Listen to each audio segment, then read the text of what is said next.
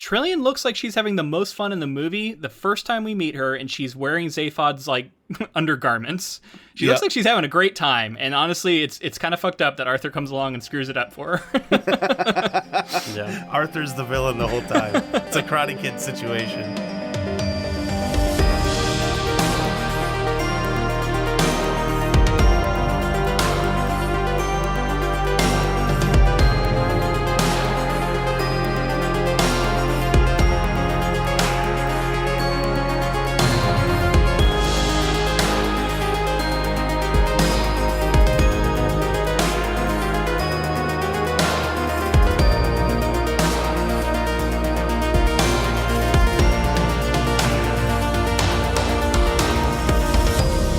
Welcome to episode 177 of the Ink to Film podcast, where we read the book and then see the movie.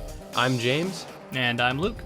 And this week we discuss Garth Jennings' 2005 film, The Hitchhiker's Guide to the Galaxy. We are excited to be joined this week by one half of the Between Lewis and Lovecraft podcast, Tyler Clawson. Welcome to the pod, Tyler. Oh yeah, thanks for having me. I'm super excited to be here. It's so good to have you on. We've been friends on social media, at least, for a while now. Yeah, I know we like each other's posts quite frequently. And in fact, this invitation was extended because I posted something about Hitchhiker's Guide last week with the book, and you commented about how important this book was for you in your writing journey or something like that. So yeah, I'd love to hear more about that, and then also about your podcast, because I've been listening to it. I listened to Gary Gygax episodes. Yeah. Which I was really enjoying, getting into some of the behind-the-scenes stuff for him. So I'd love for you to tell our listeners about the podcast as well. Sure. Yeah, I love talking about books and authors and things. So I basically forced a friend of mine to sit down and listen to me talk about stuff. Is that Hannah? Yeah.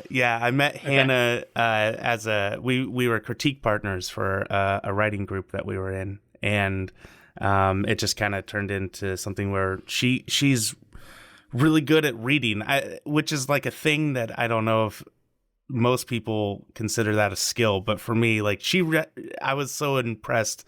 She reads like a book a week, legitimately, which just terrifies me. And I can read a little bit, but then I have a lot of opinions on it. So we were kind of the perfect team to sit down and talk about that. And the whole thing started because my two favorite authors are C.S. Lewis and H.P. Lovecraft, which I don't think you could find two more opposite people on Earth. And yet they're the two guys that inspired me to become a writer. And so I wanted to kind of find that balance and see what led to them writing what they wrote and who they were as people. And that's where we started the show. And so the show became Between Lewis and Lovecraft. And you had to have unearthed some skeletons in some of those closets, I assume. Oh, yeah. Especially with someone like H.P. Lovecraft. Oh, yeah. Yeah, we rant pretty hard on some of the dubious things that he was probably up to. It's pretty fun. Even Lewis, like we don't hold back. We haven't covered him yet, but I grew up reading Narnia and stuff, so at some point I'm excited to get into that, and I wouldn't be shocked to hear that there's some questionable stuff in his past. He was a great guy. He really was. My favorite fact I think that we've learned about anybody in this whole show that we've done is that Lewis, when he was in college, had a bit of a spanking fetish. It's pretty great. So you learn some really cool things by digging into people's past.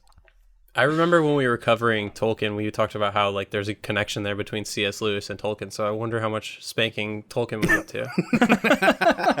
Tolkien was pretty stand-up guy, actually. We just this last month did our coverage of Tolkien, and he seemed like a really, really upstanding guy. So I don't think he ever really got into the whole Lewis spanking underground thing going on. Hey, whatever floats your boat, nothing wrong with that, as long as it's consensual, right? Yeah, man. So where does Douglas Adams fit into that, though?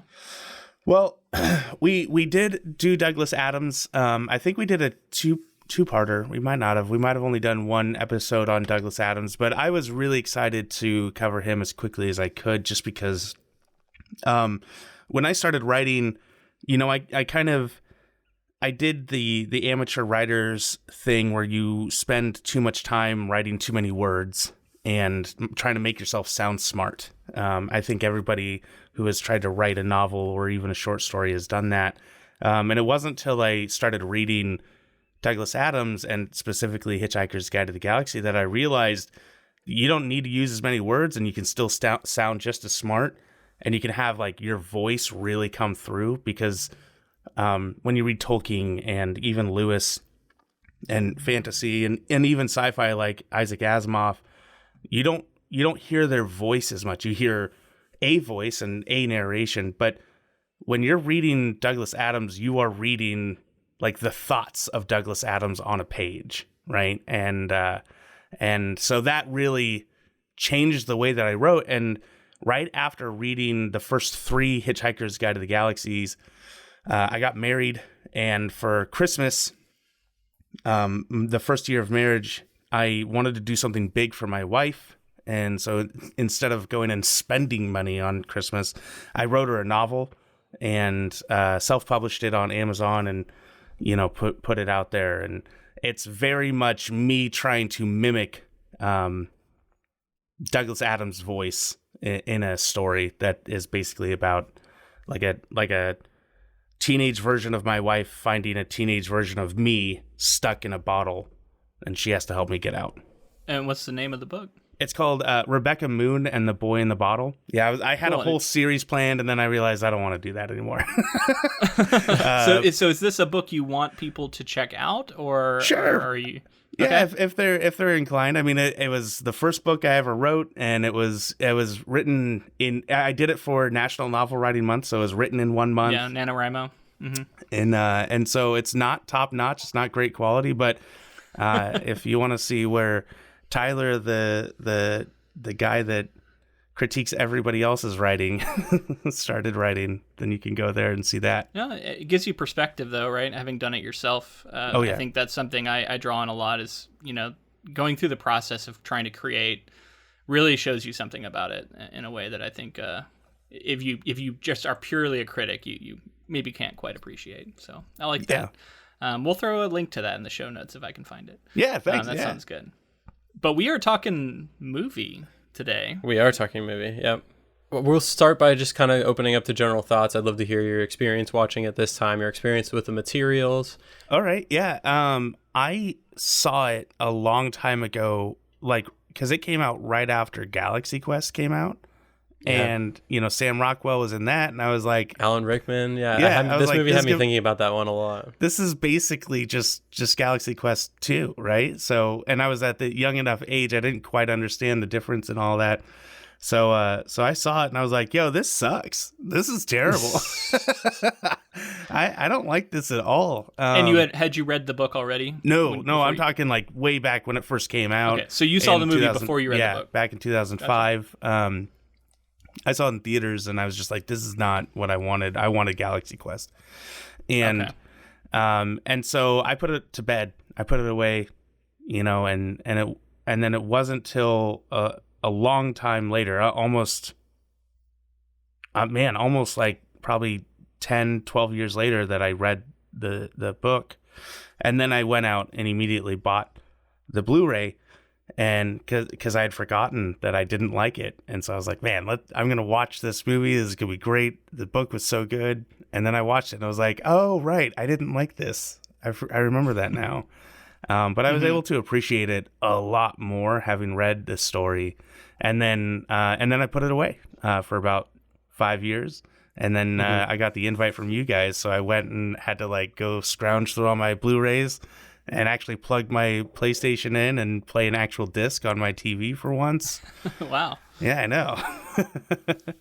Yeah, I remember seeing it basically around that same time when it first was out. I don't know if it was when it was first in theaters or if it was on a DVD or whatever.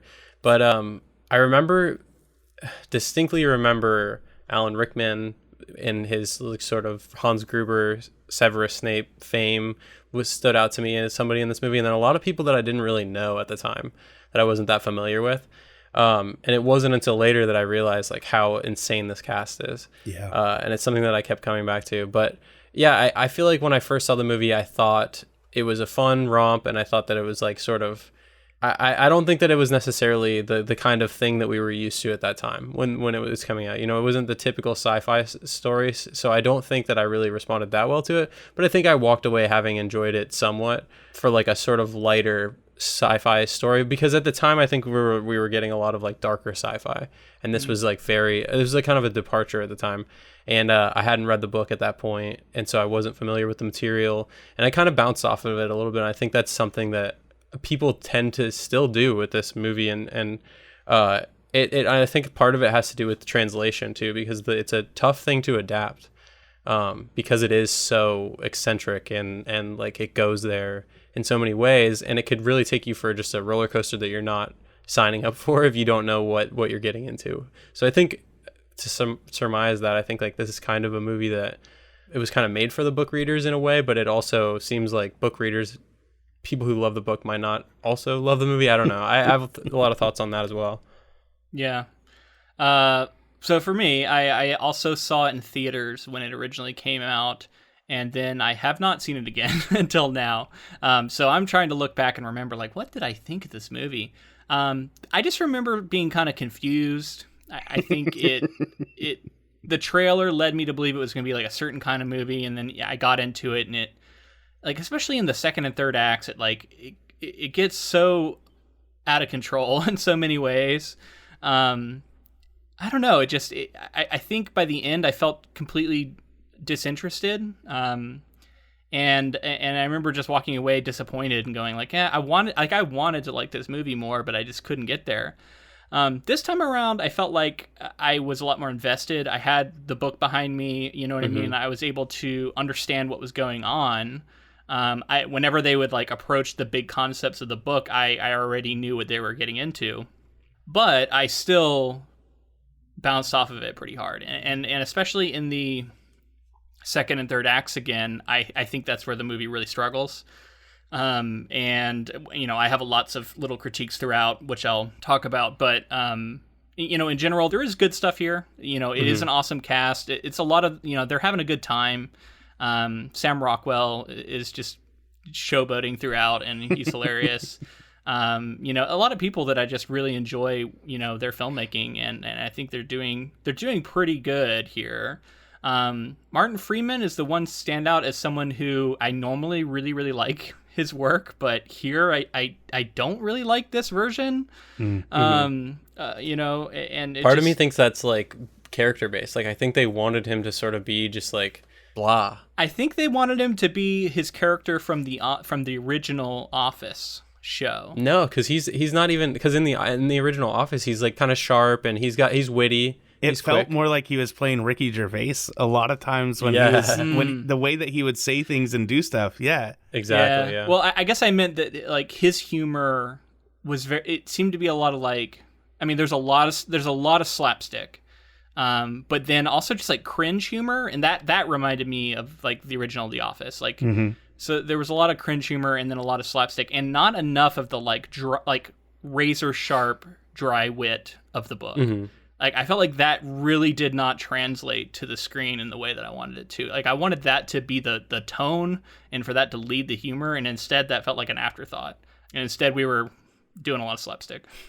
Yeah, I have a lot that I think can point to that from all my research that I've done. A lot of book fans feel like some of the bite of the British, like dry British wit was taken out of this because it was an American production. You know, there were definitely British like creators involved, but it was an American production.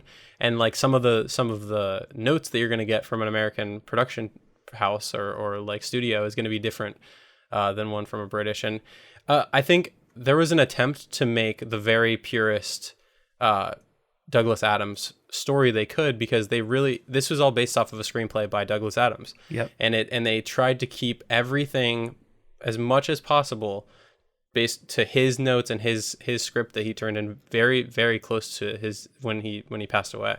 So I read a little bit about that. And you might be overselling it a little bit too much, because the stuff that I saw was that it was based off of a draft, and they said like whenever possible they would use what was in the draft. But like, what does that mean exactly?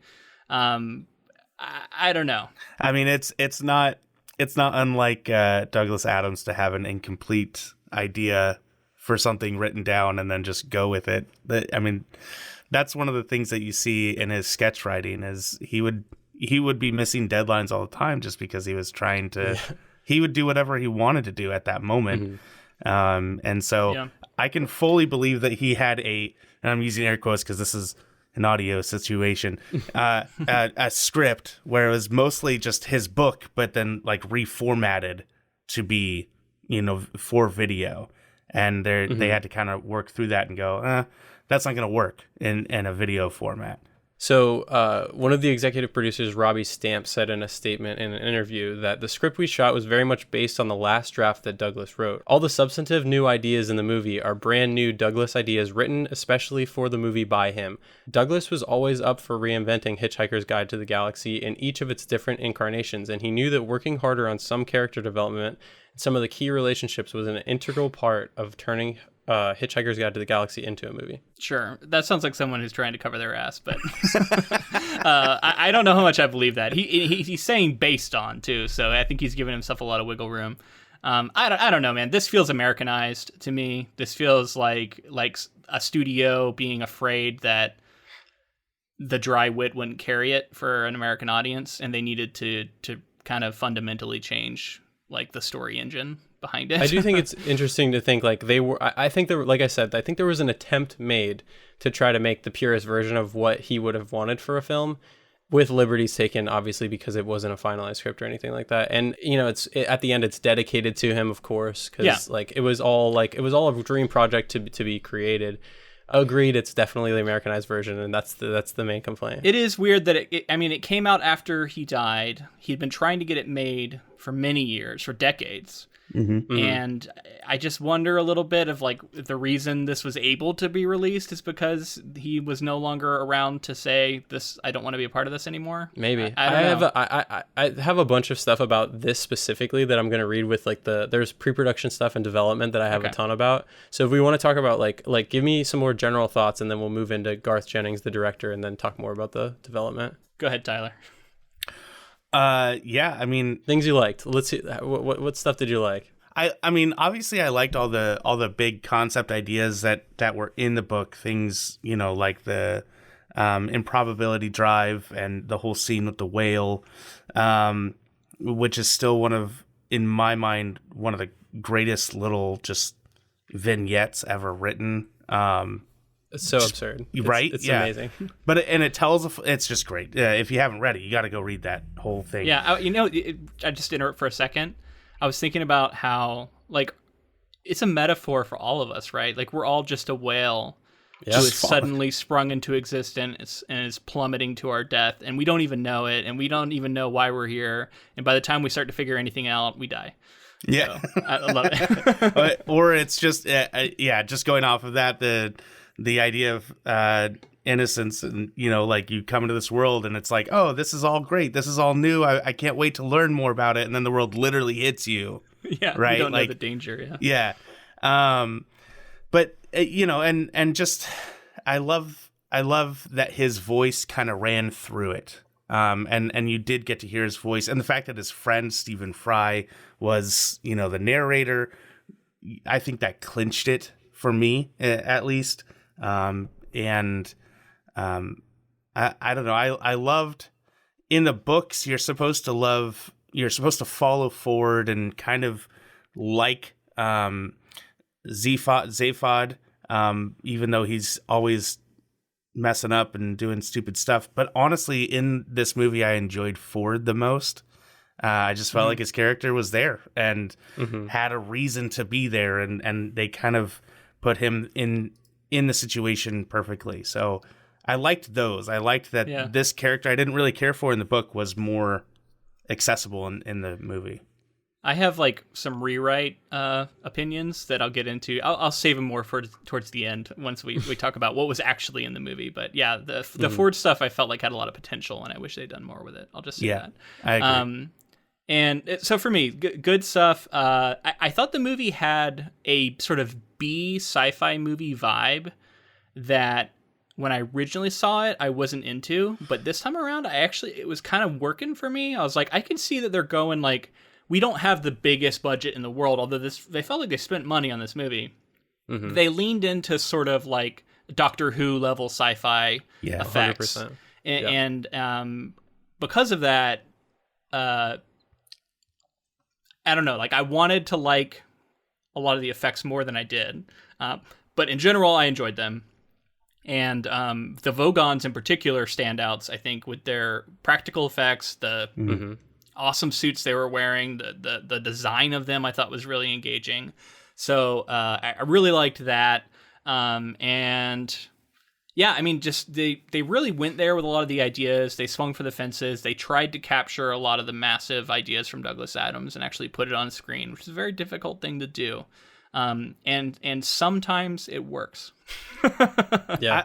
I was honestly, I had forgotten about the opening where they're pulling out from Earth, from, Ford and Arthur, and they're coming all the way out.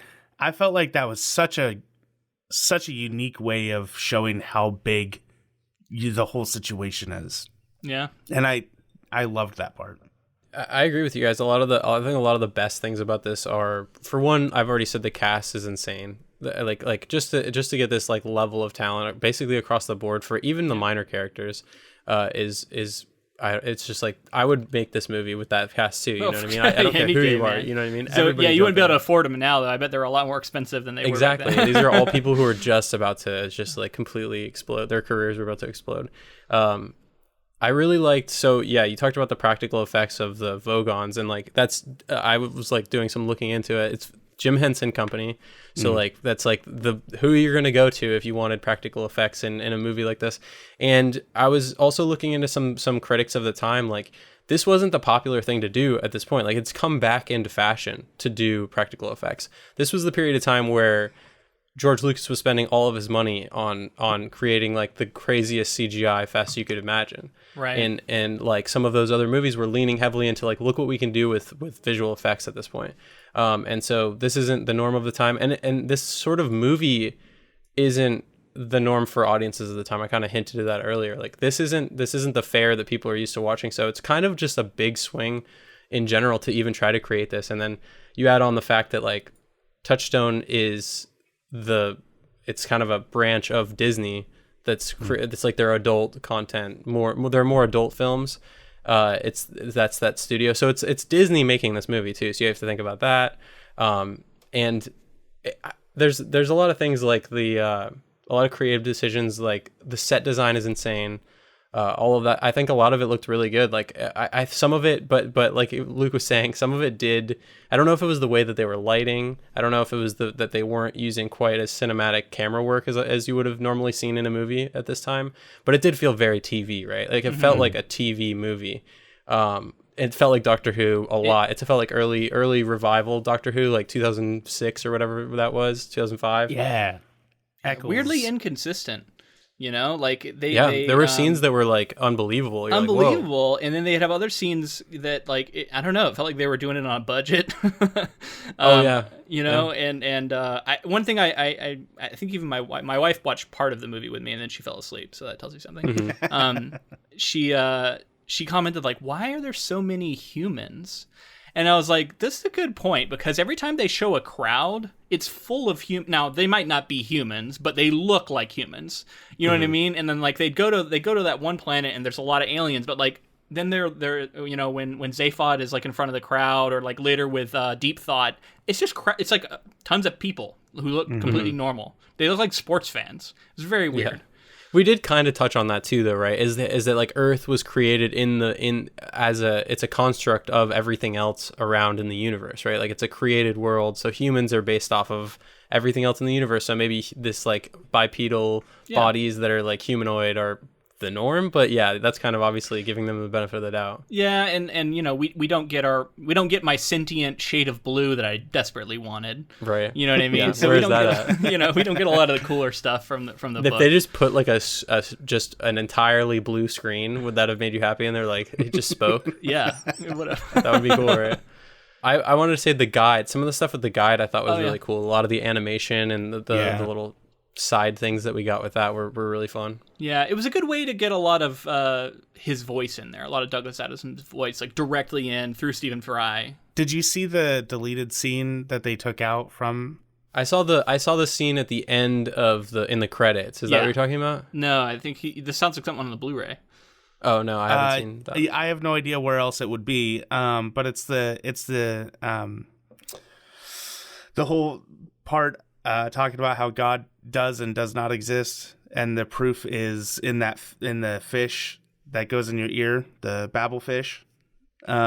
And basically it's this whole thing, and it's from the book too. I'm like 90% sure, where it's the Babel fish proves that God exists, and because God says I can't be proven to exist, he then realized that it proves that he exists, so he just disappears. And I was so I was kind of pissed that they took that out, because it's such a fun piece of writing, right? And it's directly from the books, so it made sense to have it in. But I'm guessing audiences, focus groups, somebody was like, no, it's too offensive, so we don't want it in there. But it's like, that's the fun of this book, though, man. It did feel like that, and that underpins one of my points too, is that it's like this movie felt watered down in a way, and like it really wanted to make it more accessible to a wider audience. And a lot of the more like troubling ideas from the book were either presented in a way that was like a lot less challenging to the audience member, or just completely omitted or rewritten. Right. Mm-hmm. Luke, you kind of mentioned this earlier, but budget is something I wanted to talk about too. Yeah. With this is an anomaly for like 2021 at this point. This is a mid-budget sci-fi film, and this just isn't the case anymore. There's indie sci-fi and there's massive blockbuster sci-fi in this day and age. And this is a film that's very much it's like $50 million it cost to make. It ended up making like $100 million, so it made good money. But what does this movie look like created today? Is it the massive blockbuster sci-fi, or is it the indie sci-fi? Because it's in this sliver where it's like it's just enough of a budget to do something big, but like you said, there are times where you're like, this could have been more cinematic, like this could have been more visually interesting. You get a Edgar Wright or a James Gunn behind this, and I'll tell you, it looks a lot different. Yeah.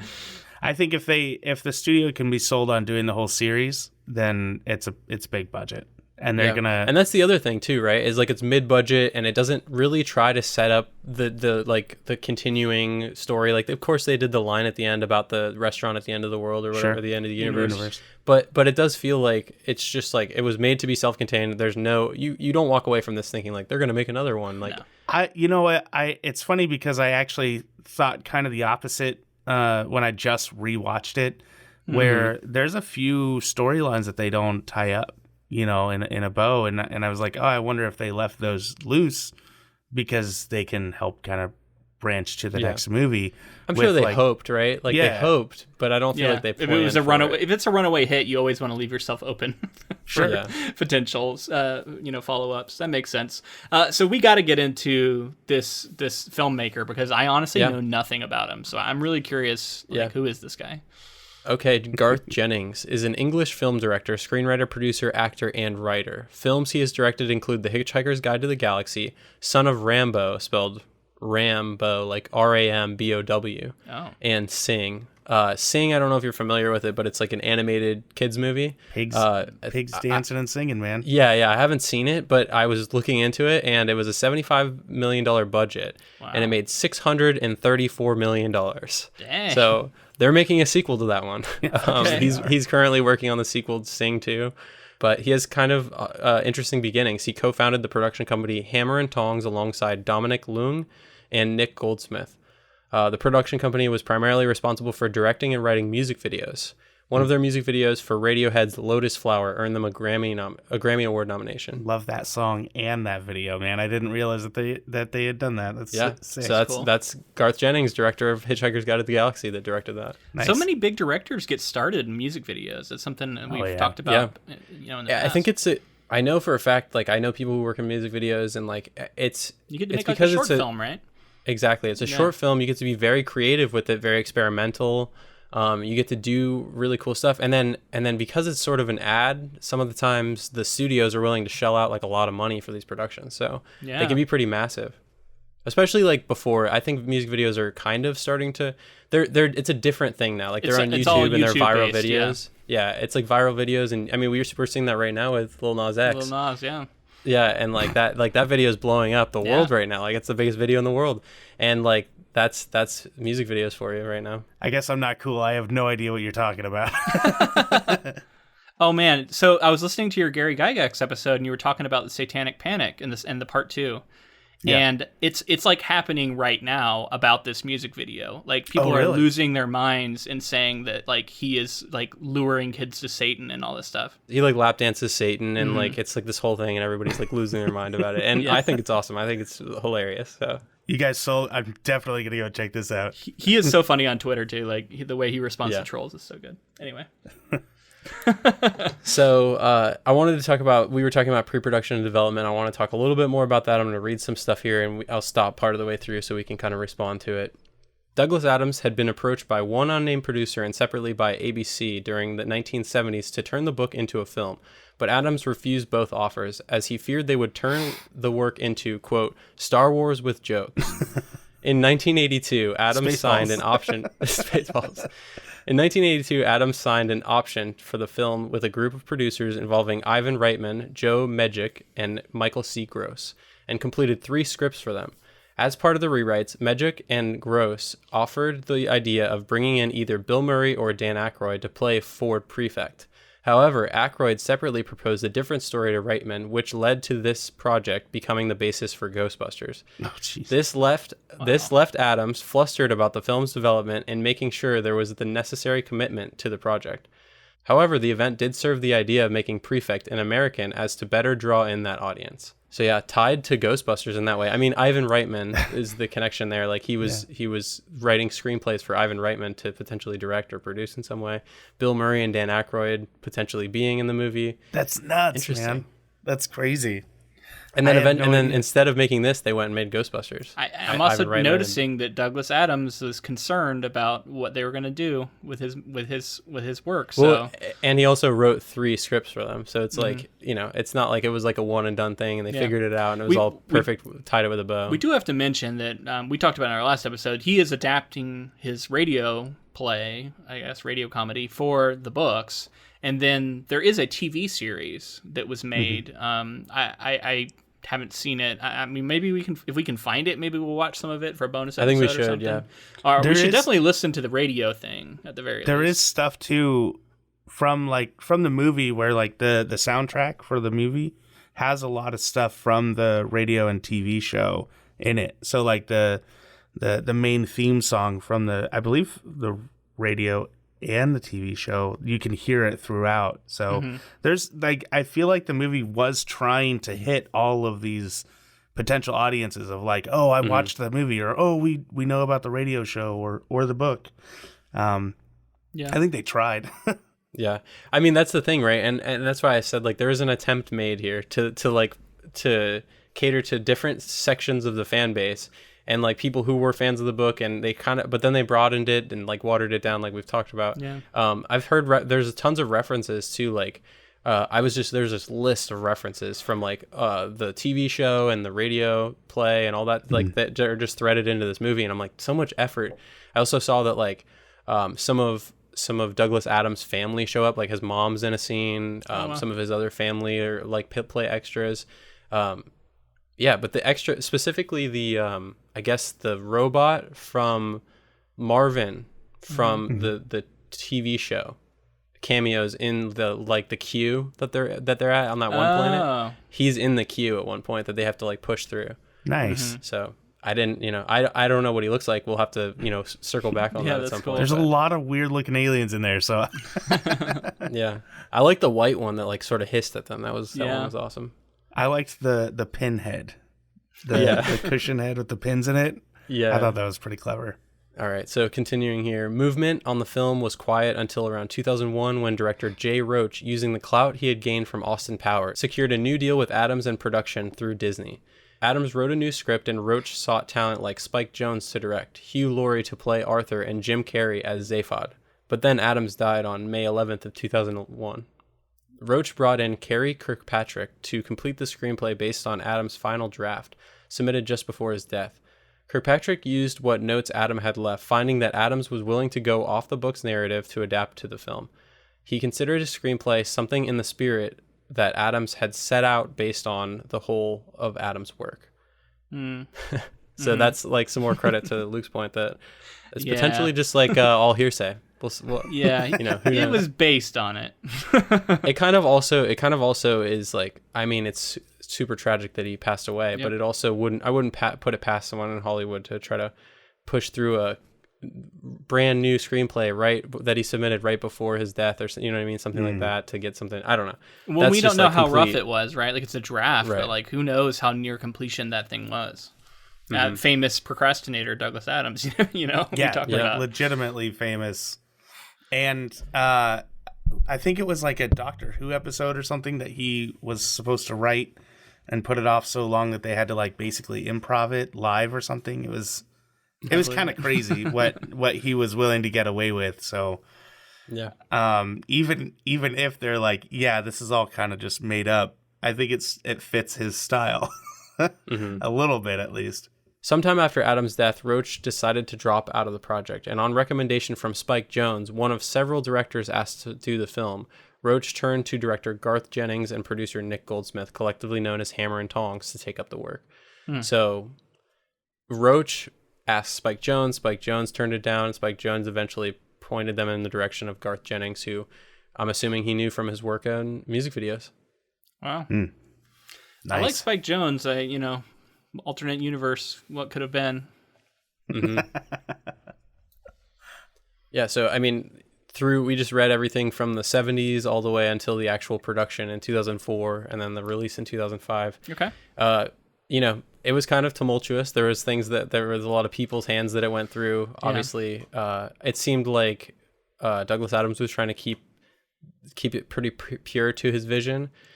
So, it depends on what side of the fence you're on here. It's like maybe he did complete like a great script that right before he passed away. Yeah. Or maybe they, took a super rough draft and sort of like added some stuff in. Because to pile on some more stuff that I didn't love about the film is some of those added scenes were like where I felt like it was really slowing down the pacing of the story. There's the whole extra planet that they go to that I was like, meh. Like this is interesting to see more aliens and interesting to see more of the universe, but at the same time, it wasn't like quite as.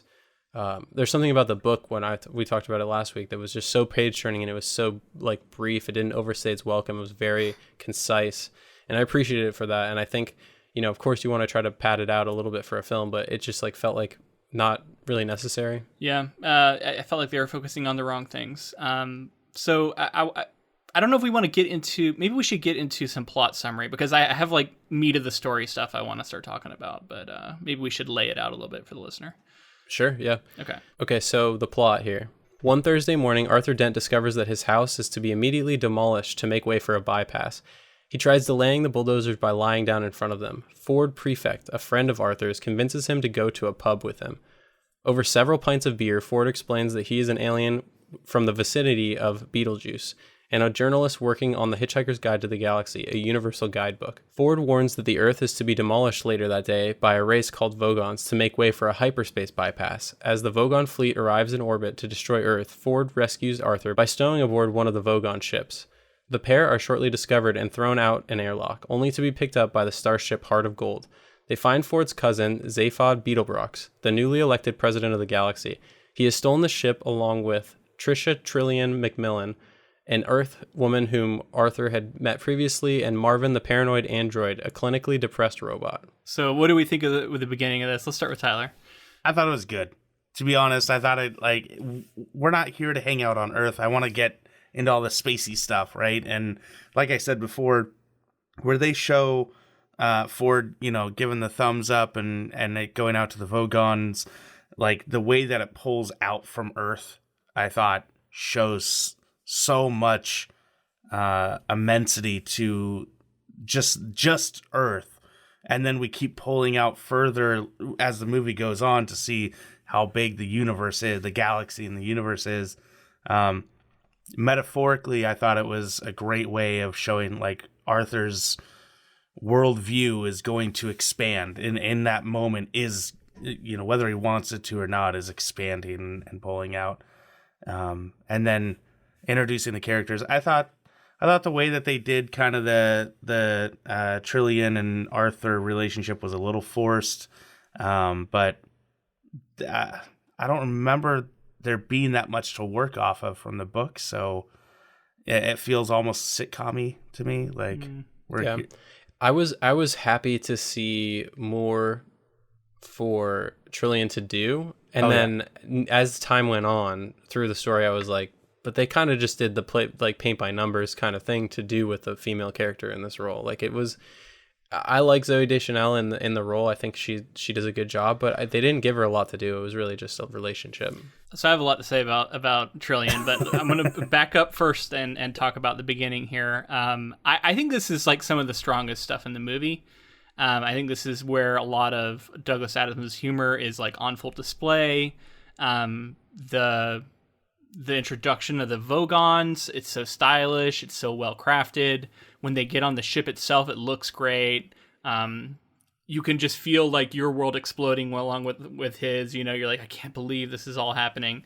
The poetry I thought was pretty funny, pretty close to how it goes down in the book, and all the way up through the airlock, getting launched out into space and getting picked up on the Heart of Gold. And then we get introduced to Zaphod and Trillian, and I was so excited. I thought they were gonna like really lean into these two characters, because Sam Rockwell is so hilarious. I was so excited to see him in this over the top role, and he shows up on screen as this like larger than life rock star type character who's so ridiculous.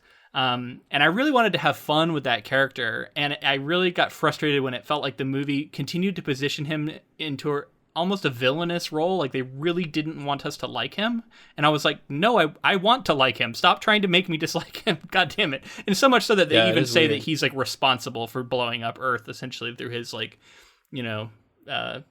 inattention to detail, I guess. And then the other reason they're making him out to be a villain is they set him up as a romantic rival with Trillian and Arthur, and that was, so I did a little bit of research into the radio stuff and into the TV show, and it appears that their romance is a big thing in both of those versions. She is this sort of romantic lead that he's pursuing.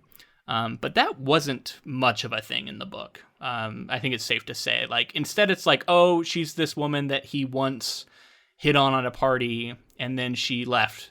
And then that's really it. Like, I don't know. She's not like the love interest who he's like pining after throughout. It's not all about them forming some sort of relationship by the end of the book. That is all completely added or played up or whatever you want to call it for this film.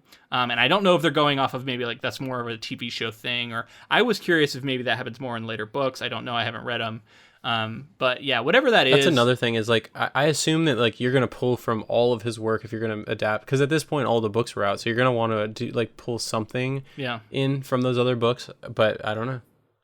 It didn't really feel like there was anything. It just felt like they wanted it for marketing. They wanted it for, selling the movie to executives. They wanted to say, this is what the movie is ultimately really about. It's about these two characters who are in love. Like, everybody can understand that, right? Yeah. I mean, think about Hollywood. Specifically, again, we're talking about Americanized film.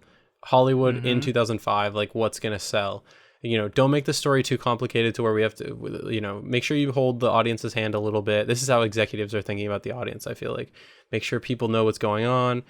Make it a safe template. Because this is a crazy world that we're dealing with. Make sure it's a template that they're familiar with. And so, like, they kind of tried to throw that on top of a Douglas Adams story. And I think that kind of, like, is where we're seeing the transition isn't working as well as we would have hoped.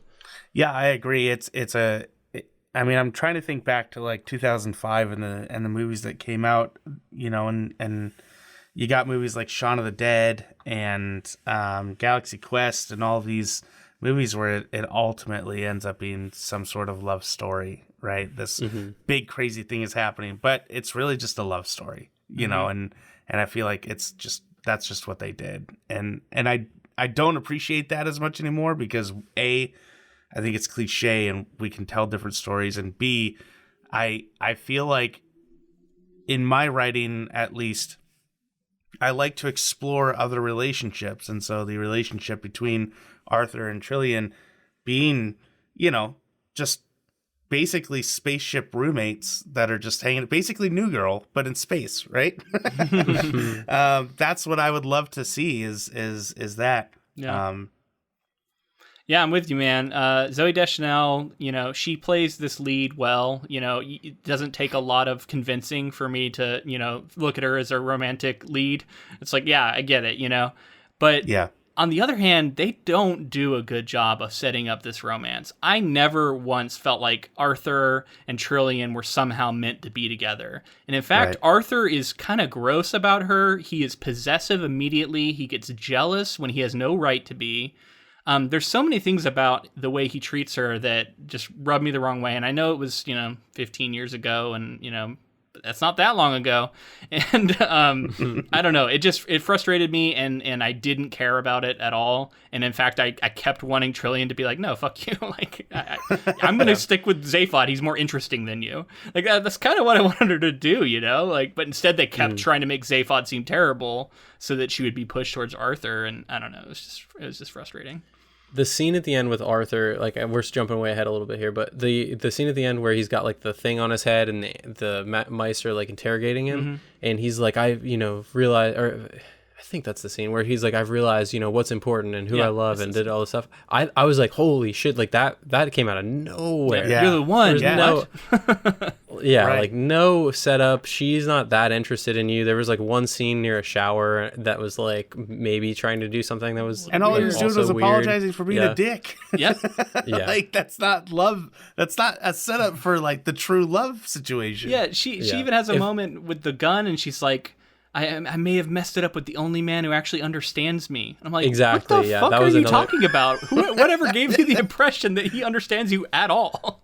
Right. He didn't want to go to Madagascar with you. He actively doesn't get you. Like, you want to go off and do shit. He doesn't want to do that stuff. You guys disagree fully. At the end, they're like, oh, no, now he does want to go out and do stuff. So he does understand her. I'm like, that's not enough. Trillian looks like she's having the most fun in the movie the first time we meet her, and she's wearing Zaphod's like undergarments. She looks like she's having a great time, and honestly, it's kind of fucked up that Arthur comes along and screws it up for her. Yeah, Arthur's the villain the whole time. It's a Karate Kid situation. You better read some more plot, man. We're all over the place. All right, here we go. Zaphod seeks the ultimate question of life, the universe, and everything to match with the disappointing answer given by the supercomputer Deep Thought 42. He believes that the answer lies on the planet Magrathea, only accessible using the Heart of Gold's improbability drive through trial and error. On one attempt, they arrive at Viltvattle 6, where Zaphod's opponent, Huma Kavula, resides. Kavula offers the coordinates for Magrathea in exchange for Zaphod recovering the point of view gun, a gun created by Deep Thought that makes anyone it blasts temporarily see things from the same perspective as the person that fired the gun at them. Trillian is captured by the Vogons as they depart, and the three mount a rescue effort on the Vogon homeworld. Before her rescue, Trillian learns that Zaphod gave the order for the destruction of Earth, thinking that the Vogon with the permission form just wanted his autograph. So how do you think they handled that, Tyler? I don't remember any of that from the book. Like, which were we talking about? Well, like basically the whole process of him signing away Earth, right? Yeah, I don't remember any of that. So, right? I'm pretty confident that does not happen. At least not in that way. No, that was added. I don't think none of this is in the book. Yeah. With I really think they're trying to sell Zaphod as being just a big fuck up so that we don't like him. Right. Yeah. I don't know. I'm trying to think of like one part of this whole middle act that I really liked, and I think there's a reason why your wife fell asleep. Yep. I'll give him the benefit of the doubt that I think the idea behind a point of view gun is fun and clever and interesting. The execution that we see isn't that interesting. It kind of, and it's weird that it's also like seated in this idea that like women made it because men can't understand. Right. Like, that was all weird, obviously. And gendered. like it doesn't affect women because they understand all already. perspectives? I couldn't follow it. I do think that that's from a later book, actually. Okay, it does feel really? kind of like a Douglas Adams thing. It felt like something he might have written. I think there are a lot of threads that they pulled into this story, probably because one, they knew they're probably not getting another movie, and two, it just works to add to the plot of this whole thing. And I think that if I remember correctly, it is from one of the books. I could be making that up, though. It does, in my opinion, if it's not from the book, it was very well written to sound like something that Douglas Adams would create. It's clever. Like, it's one of those things that, like, that's just a clever invention. It sounds like something out of a Monty Python sketch, too, which is kind of a Douglas Adams style. That's all Douglas Adams, yeah. I did like the scene where, they're jumping into these turbines, into these portals, right? And everybody else has jumped through. And Arthur's like, he's getting ready to jump through, and he's psyching himself up, and then he runs through, and they cut to the top perspective, and it shows him run and fall through. Mm-hmm. Yeah. That I think that's on Magrathea too. Like that hasn't even happened in the section we've talked about yet. Well, with her. Yeah, I think that it kind of we're basically getting ahead of ourselves a little bit because we're getting into the Magrathea stuff, but the gun thing also kind of happens at that same time, so I think that's why we got off. But okay. If you want to just focus on the middle section, that's more like when we meet John Malkovich and the like sneezing religion people. And the first firefight where all the lasers, I mean, they're we later learned it's because they're like the most inaccurate marksmen in the universe or something, and the Vogons are sort of pursuing them throughout in a way that wasn't in the novel. I did like, and maybe this is just me reading a little bit too much into it because Lovecraft is one of my favorite authors, but the whole sneezing and God is this creator that just sneezed us into existence, that feels very much like a parody of Lovecraft, because you have the Lovecraftian mythos where we are all of creation and the universe is a dream for the great elder god, great old one, whatever, Azathoth, I think, and we're all just in his dream, and as soon as he wakes up, we all stop existing. Right, like that's what we're all waiting for, is for the great Azathoth to wake up. Okay. So I felt like this was a direct parody of that, in my opinion, of the sneezing created the universe, and now we're just waiting for the tissue to wipe us away. Mm-hmm. I just love the insignificance, right? Like the idea that like we're just such an afterthought. All of existence is such an afterthought in these gods' perspectives. So another thing that happens in this section is Zaphod gets his like other head removed from his neck, which first off, like I wasn't a big fan of that effect. I thought it always looked kind of bad whenever it happened. It was pretty janky. The head flip thing, it was weird. But like I get that they were trying to not go for just he has a second head on his shoulders like it would have been according to the book. It was an interesting idea, just the execution wasn't quite there. But to me, Zaphod also became a really strange character after that happened. And I think they were trying to do something with it about like it like took out part of his personality, and then he kept having to get this like lemony thing on his head, which wasn't funny, and it was very weird. We got something like that in the book, right? Like there's something about like there's a change in perspective for him in the book as well. At some point, like I don't remember it being this dramatic, where he just because he kind of becomes a weird doofus for the rest of the movie in a way that even more extreme than he was before, and inconsistently as well. Like when they need him to be focused, I guess the cheat is, maybe we just didn't see them juice him up. Yeah. But like if he needs to be more prevalent in what's going on, he just is.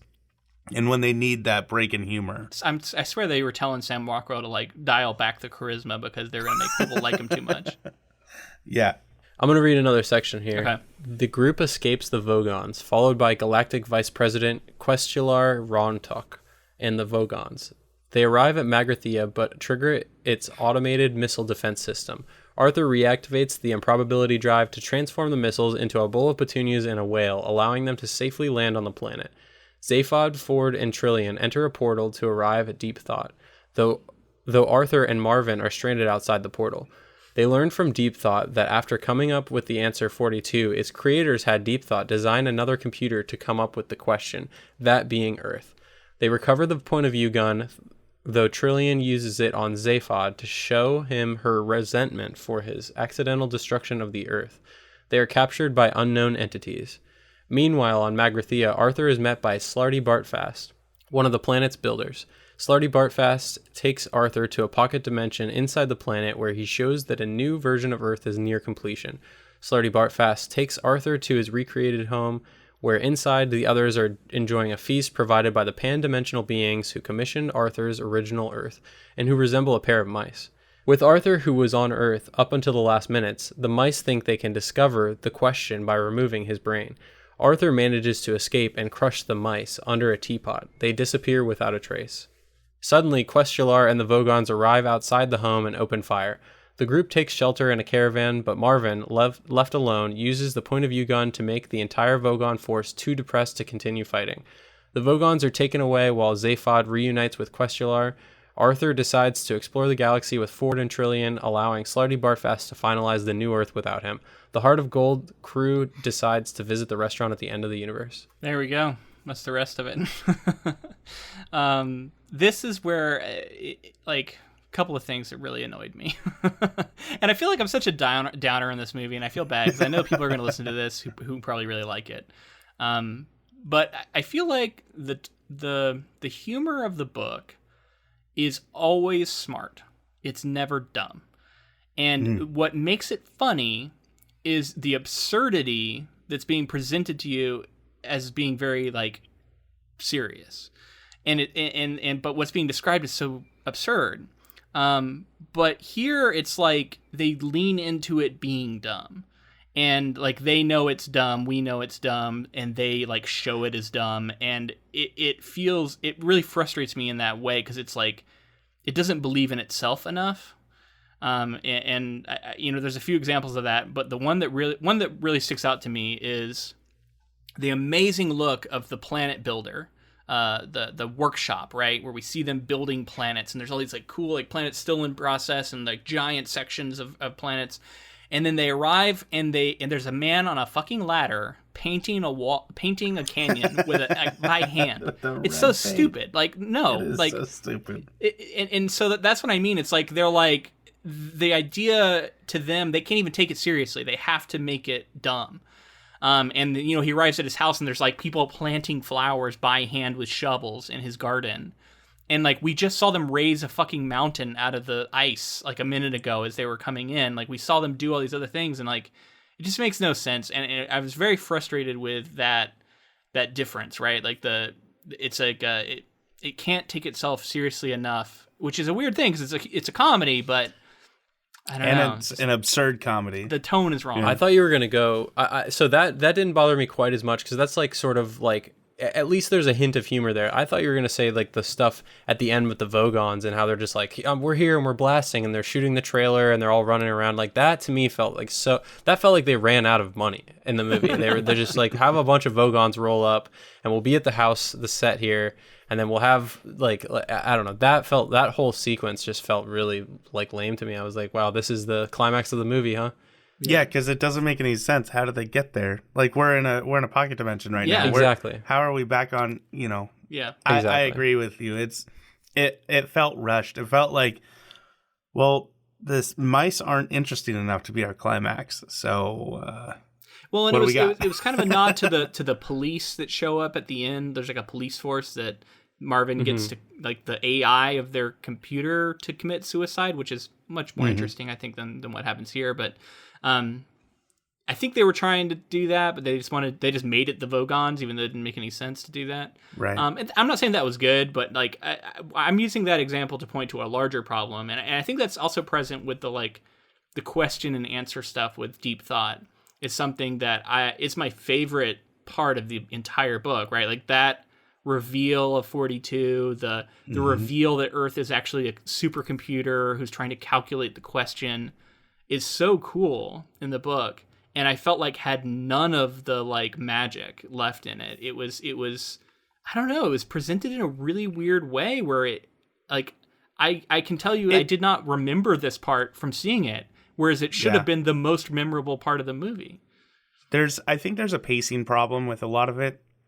there's not a lot of room for some of the jokes and some of the absurdity and really interesting logical funniness that goes into the writing. You know, you read it at a certain pace, and in the movie, like when they present Deep Thought and it's like, hey, we want to know what the answer is, and they just kind of graze over it real fast, and then it's like, oh, it's 42, and then they spend more time showing like the sports fans being disappointed in rather than latching onto that moment of hilarity where you go, shit, they did ask for the answer, but they never asked the question. They never asked a question, like, and that's the whole point of that. And the absurdity of like, we spend so much time looking for the answer, we're too busy wondering what the question is. Yeah, there's something profound and philosophical about this that we touched on in our last episode, about the idea that Earth itself is an engine to discover the ultimate question of existence. I think that's really cool in a meta way, like in a philosophical way. And I don't get any of that from the movie. Like, it doesn't seem interested in asking the audience to consider this. Right. It was more plot device. Yeah. And I think you're right on with the fact that, like, if you present the 42 thing as like full on serious, and it's funny because it's absurd, but you present it as full on serious. You don't say like have everybody's reaction shots and everything like that. You just like linger on the shot of Deep Thought, and you say like the answer is 42, and then let people think about the fact that like, what the fuck is going on here? And instead, it, like you said, it kind of turns into like the dumbed down version where it's like almost slapstick. It's almost and the like philosophers, like, I feel like they're actually really important in making us think of the philosophical question a little bit more before we get the reveal. And because they're omitted, it happens so fast. Like, so fast. You don't really even really understand what the import of having this thing answered all of a sudden is. Like, you don't care. It's like the setup is all also wrong. I know this is jumping away from what we're talking about right now, but the mice dying and like them being pan-dimensional beings and like that defeating them, like just squashing them, sort of defeating them, like that was the end. Like that doesn't make any sense because that was all like set up. Like, we'd been experimenting on mice and everything, and like that was on purpose. We weren't actually killing them necessarily. Yeah. So it was just weird for them to just get squashed, and then that's the end of the pan-dimensional, like, all-powerful beings. Yeah, it didn't make any sense. And I agree with Tyler when you said, like, it seemed like they thought that the mice weren't very interesting, so let's just go on to something else. Yeah, probably. And going back to what I was saying earlier about that moment at the portal, because that was probably the moment that stuck with me the most after watching this again. Outside of that, zoom out is so well done. But when you're saying the zoom out, you're talking about like the sort of like, it's like staggered and it's like and it keeps going and it shows the immensity of one ship and then shows how small that ship is in comparison. Yeah, very cool. At the portal, everybody else has jumped in, right? And you watch as their bodies like get chopped up and like they're teleported to some other dimension or whatever. And I felt like they did a really good job of taking a minute and really showing Arthur come to grips with the idea that he is about to die. And he has no other option. What is he going to do?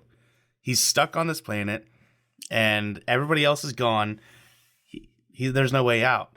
And so it's freeze to death or jump through this portal. And you watch this whole range of like anger and fear and then, you know, getting the courage up, and then he books it. And I absolutely love that moment. And I feel like it's probably one of the few times that you get the proper pacing for this character going through something. Well, they've set him up to be, you know, a hesitant man whose reluctance to live his life to the fullest has cost him. And that's a moment where it's cost him again, and he's faced with like literally dying because of it, because of his reluctance to just jump in, which again proves he's not the right person for Trillian. No, it's a good scene. So, I like him looking out at the two sunset, which is something from the book, which I thought translated well. And we haven't touched much on Marvin, who's been with him, and I love Alan Rickman, and of course hearing his voice is a treat, but This version of Marvin like wasn't quite as good as the book version of Marvin. I just think underutilized. Like I thought that what the stuff he did was fine, but I just think that they took a lot of it out from the book, and it didn't feel like there was a lot going on. Yeah, I don't know, man. Agreed completely. I wish I could go through and like I would like to see like a list of all of like what does Marvin actually say in the book, and like what does he actually say in the movie, because it doesn't feel like, it feels like maybe there's a 40% overlap, and a lot of it was like invented stuff. That wasn't quite as funny as the shit he was saying in the book. And so again, it felt like there were times where they were unnecessarily changing things. Like, just use the stuff from the book because it's really funny. I don't know. Yeah, I there's a few things I wanted to rattle off for you guys before we started to wrap up here. I wanted to touch on like how I actually kind of liked some of the stuff they did with the improbability drive. I think they took big swings with that, and that's something that's like very creative and difficult to sort of be like, let's just create randomness on screen.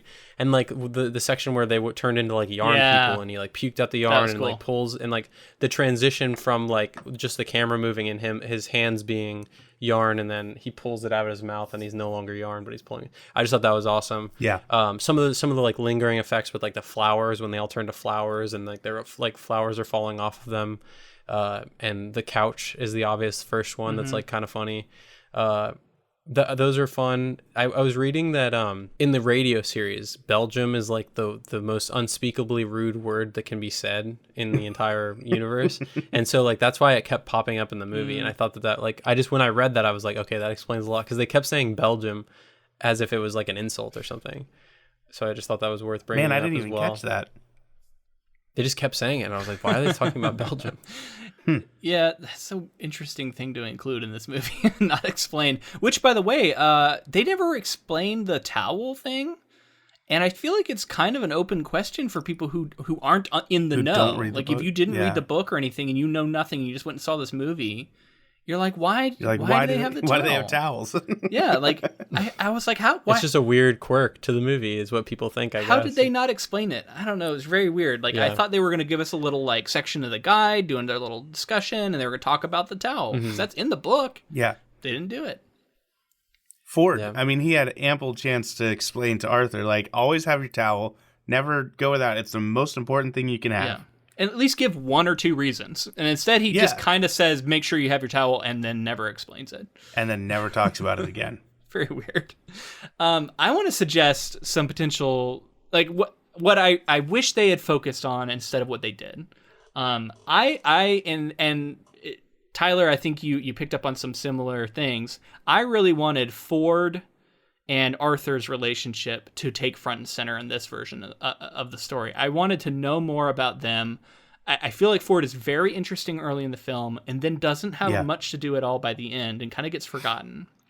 And I would have much rather see those two characters develop a friendship and let Trillian and Zaphod be their weird ass selves and stay together. Like, I thought that would have been subversive and interesting, to be like, no, she realized that's, Arthur is not the kind of person I want to be with. I want to be with someone like this, and let that be.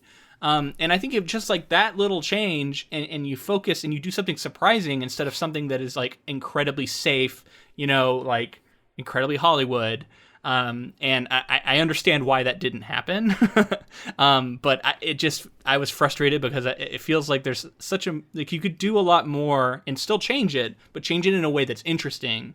And I wish they had done. I don't know. What do you guys think? Yeah, I mean, we talked about that earlier. I kind of laid my soul bare. I'm fine without having Arthur and Trillian be together, or it doesn't make sense to me at all. So I agree with you. Yeah. Having him and Ford, like, I wanted to see more of Ford. I think what pulled me into Ford was Mos Def's performance too. I think like I wanted more of Ford in the story because, like you said early on, I got attached to him more than Arthur, more than any of the other characters really going forward. And then he started to take weird paths, kind of with like, I've been here before on different planets, and like that's really all he was there for, is just to bring up guide stuff. Yeah. But yeah, I think Mos Def killed it as like just being like charismatic. Like I wanted more, and the honestly, like the towel thing worked for me. Not the fact that they didn't talk about it, but like just seeing him with the towel and how serious he was about the towel. Yeah, visually seeing that played pretty funny for me in a lot of situations. Those things that were like literally slapsticking them in the face, slapping them in the face. He like sticks the towel out to block it and stuff. Like that's a practical reason to have a towel with you, like that specific scenario. That's a good point. He demonstrates some good reasons. But you touched on the slap things, and I just got to say, like, that sort of embodies the humor I didn't like in this movie. While it was kind of funny, it's an example of an idea that someone came up with. They're like, whenever you have an idea, you get slapped. Okay. But then there's no second part to that idea. There's no I think there's an implied second part. What a is little it? bit. The Vogons are all like very bureaucratic, and they live on a planet where anytime they have a thought, they're slapped in the face. So like they're being trained by these like slapping things to not have free thoughts through. I don't think that's in the movie, but I can see where you can read between the lines of that. Yeah. I think that's great. Actually, I had not thought about that. Yeah, I like that, all. but they should have made that connection more clear. I think if that's what they were going for. It takes 2 seconds to do a guide entry. Exactly. Right? The slapsticks were created by Vogon. Like not hard to discourage, free thinking or something. Yeah, that would have been funny. And like that's what I wanted. I wanted like because every time there's like a weird idea that it seems absurd and like this is just complete goofiness in the book. He always follows it up with something that makes it seem somehow very real.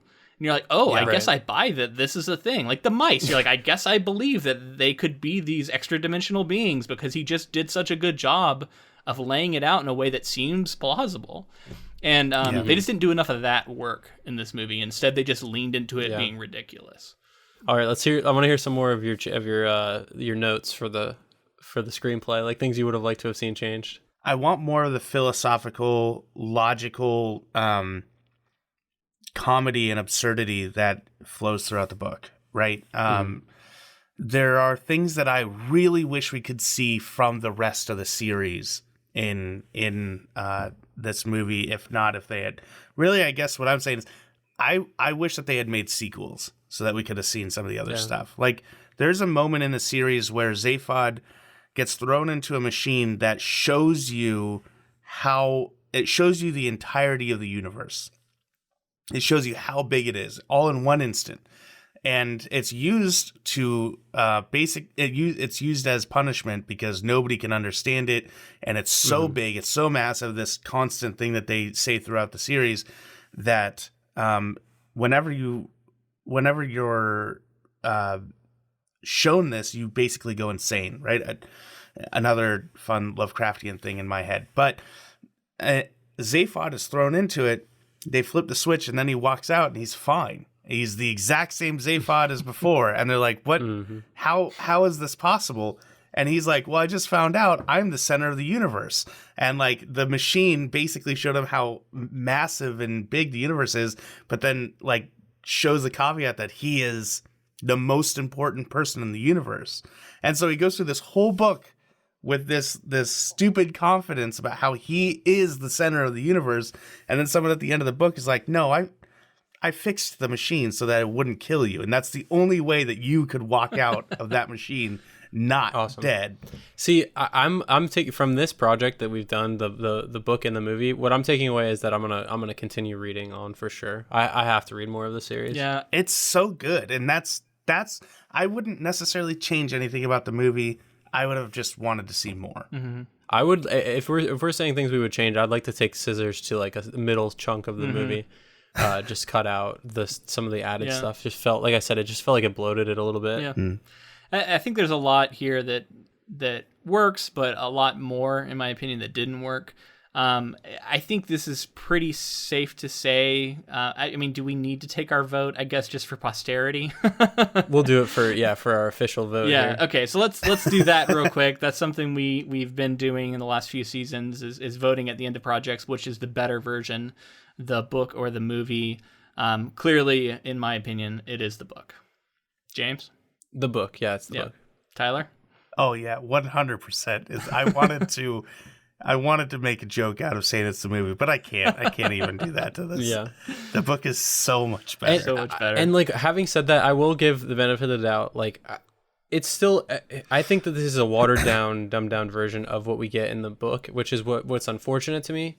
still didn't hate watching it. It was just frustrating in comparison to the book to me. Yeah, and maybe that's why I'm like more angry about it, is because I had just read the book, and it, like, for me it was like the differences are so stark. It was like, oh my god, you know. So I know you guys don't really ever do this, but it's always fun for me when you're looking at a movie that's made quite a while ago and they can reboot stuff after only like 2 or 3 years of a movie being out. If you guys could cast, you know, the Zaphod and Ford, who would you guys put in those places now? So I would switch Martin Freeman. I would put him into the Ford role. And I would put Benedict Cumberbatch as the as Arthur. Reunite the Sherlock cast. Interesting. That's hilarious. I would not change Sam Rockwell. I'd just bring him back, have him be Zaphod again. Oh, one thing I wanted to say about Sam Rockwell's performance that he actually said that I thought was hilarious. Sam Rockwell has said in interviews his portrayal of Zaphod was influenced by 3 people: Bill Clinton, Elvis Presley, and Vince Vaughn. Oh wow. Yeah, many viewers find a resemblance to George W. Bush as well. Especially in 2005, I'm sure. Yeah, that's interesting. I mean, I think the main thing is that I mentioned in our last episode, I would love to see an Edgar Wright directed version of this movie. Yeah. Personally, for sure. Give me like a Taika Waititi, any of those those guys that just have absurdity as their style. Like, let's just any of those guys. I really would know what to do with this material. That's what I would like to see. Yeah. Well, I think we should probably start wrapping this up.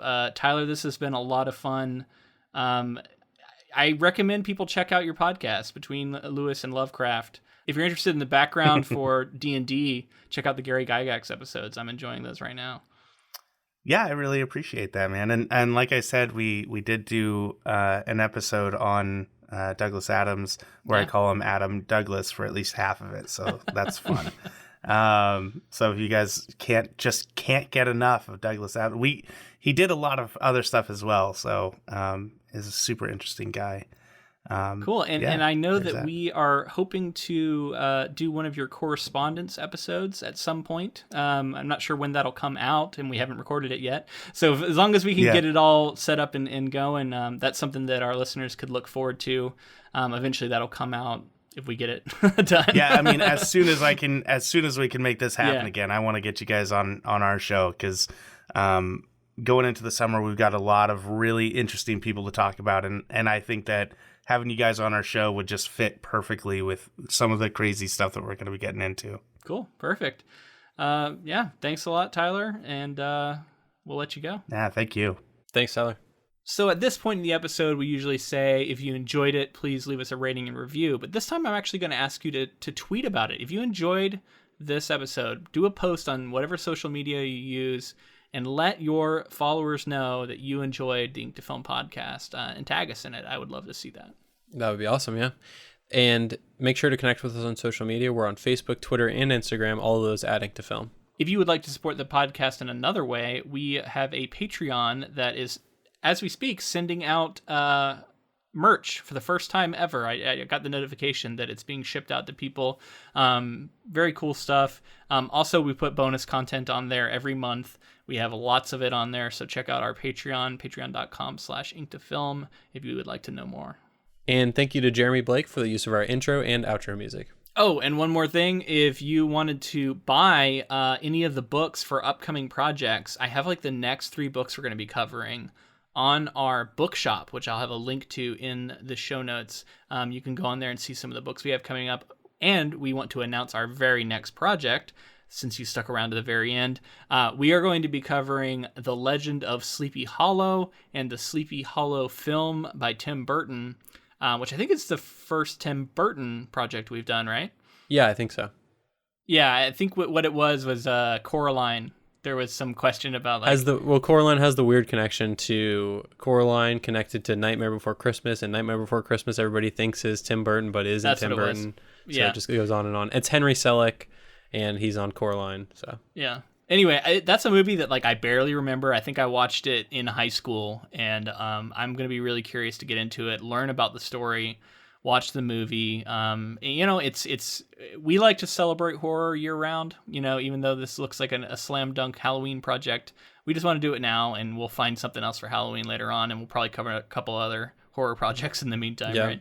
I remember really liking Sleepy Hollow, when it was pretty new. It'll be interesting to go back to it. It was definitely like a movie that I vibed with when I was a teenager, so we'll see if I still feel the same. Yeah, we'll find out. Hopefully you join us for our journey with Sleepy Hollow, getting a little bit goth and spooky in April. I like it. And until next time. Thanks for listening.